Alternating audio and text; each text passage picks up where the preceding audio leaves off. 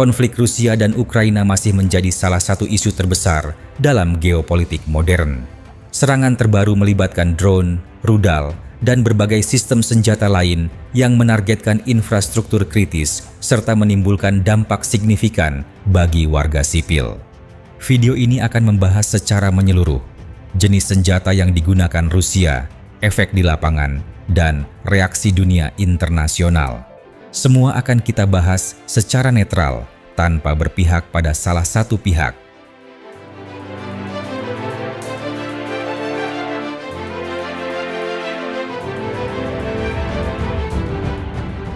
Sejak invasi awal, konflik ini berkembang menjadi perang panjang yang melelahkan kedua pihak.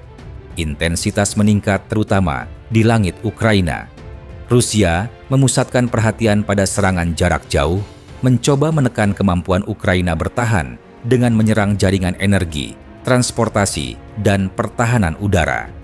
Di sisi lain, Ukraina mengandalkan pertahanan udara modern dari sekutu barat, seperti sistem Patriot, Iris-T, dan NASAMS. Benturan dua strategi ini menjadikan perang udara dan rudal sebagai salah satu ciri utama konflik.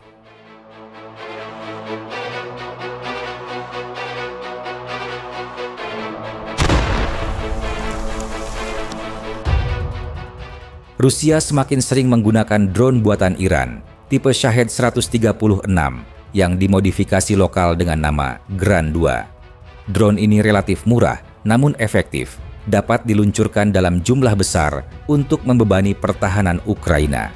Selain itu, drone pengintai juga dipakai untuk mengidentifikasi target sebelum rudal dilepaskan.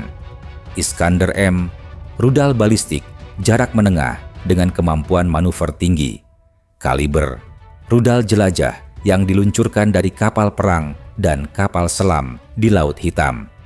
Kh-101, rudal jelajah udara yang diluncurkan dari pembom strategis. Rudal ini digunakan untuk menyerang infrastruktur energi, pangkalan militer, serta jalur logistik. Beberapa laporan menyebut penggunaan bom fragmentasi dan cluster munitions. Senjata ini menyebarkan submunisi dalam jumlah besar ke area luas. Efeknya destruktif, namun risiko jangka panjang tetap tinggi karena sebagian submunisi tidak meledak saat serangan berlangsung. Peluncur roket seperti BM-30 Smerch dan Tornado S dipakai untuk serangan jarak menengah. Tembakan salvo memungkinkan area luas dihantam dalam hitungan detik, cocok untuk menghancurkan pertahanan atau menekan konsentrasi pasukan. Rusia juga memamerkan senjata hipersonik seperti Kinzhal yang diklaim mampu menembus pertahanan udara modern. Walaupun penggunaannya masih terbatas, kemunculannya menjadi pesan strategis kepada Ukraina dan pendukungnya di Barat.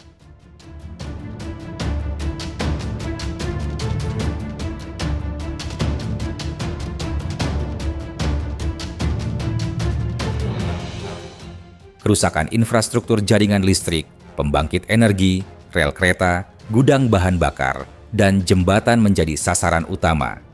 Akibatnya, terjadi pemadaman bergilir, kelangkaan energi, dan gangguan transportasi.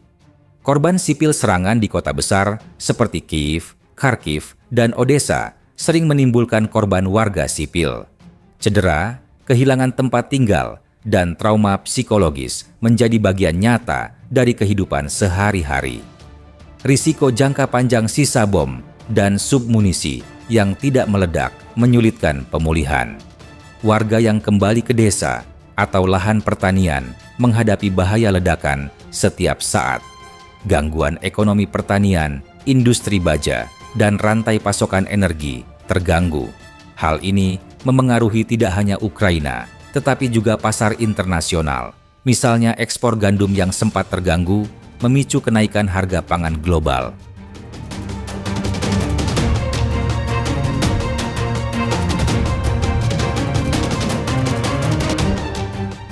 Amerika Serikat, Uni Eropa, dan beberapa negara NATO meningkatkan suplai senjata. Pengiriman terbaru termasuk rudal pertahanan udara, amunisi HIMARS, serta sistem radar untuk melacak rudal jelajah dan drone. Negara-negara Barat memperketat sanksi di sektor energi, keuangan, dan perdagangan. beberapa perusahaan global menarik diri dari pasar Rusia, meskipun Rusia mencoba mencari mitra alternatif di Asia dan Timur Tengah. Lembaga internasional menyoroti penggunaan cluster munitions yang menimbulkan korban sipil. Walaupun beberapa negara tidak menandatangani konvensi larangan, tekanan moral dan diplomatik terus meningkat. Moskow menyatakan serangan terhadap infrastruktur adalah langkah sah untuk melemahkan kemampuan militer lawan. Rusia juga menegaskan bahwa tekanan ekonomi tidak akan mengubah strategi militernya.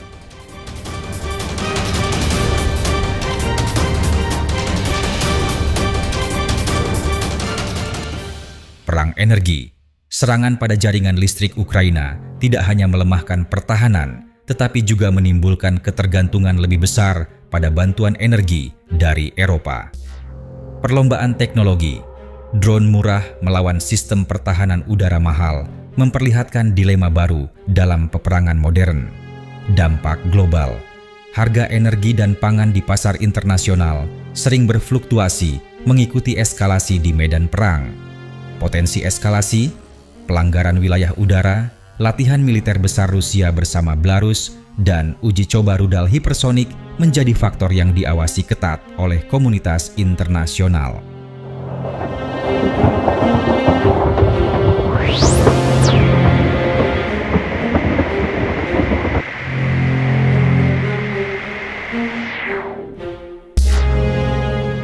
Konflik Rusia-Ukraina menunjukkan bagaimana perang modern tidak hanya bergantung pada jumlah pasukan, tetapi juga teknologi canggih, strategi udara, serta kekuatan diplomasi.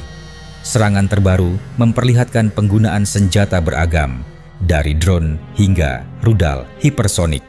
Dunia merespons dengan bantuan militer, sanksi ekonomi, hingga seruan diplomasi. Namun, jalan menuju penyelesaian masih belum jelas.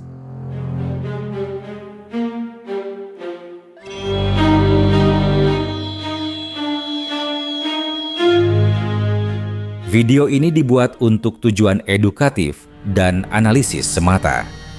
Kami tidak memihak pada pihak manapun, tidak mempromosikan kekerasan, dan tidak mendukung perang dalam bentuk apapun.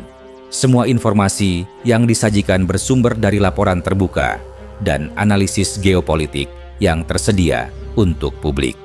Tujuan kami adalah memberikan pemahaman yang seimbang tentang situasi global agar masyarakat dapat berpikir kritis dan bijak. Perdamaian, dialog, dan diplomasi adalah jalan terbaik untuk menyelesaikan konflik.